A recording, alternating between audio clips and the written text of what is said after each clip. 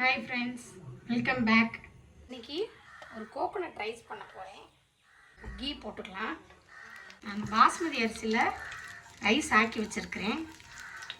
பாஸ்மதி அரிசி இல்லைன்னா பச்சரிசி கூட போட்டுக்கலாம்.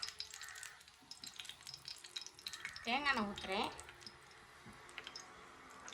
பூண்டு போட்டு வதக்கிக்கங்க.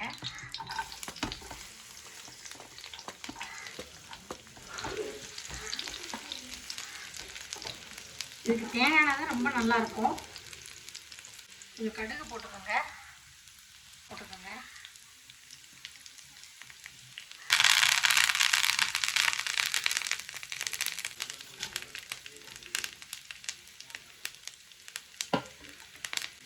எல்லாத்தையும் நல்லா தேங்காய் எண்ணெயில் ரோஸ்ட் பண்ணிக்கோங்க.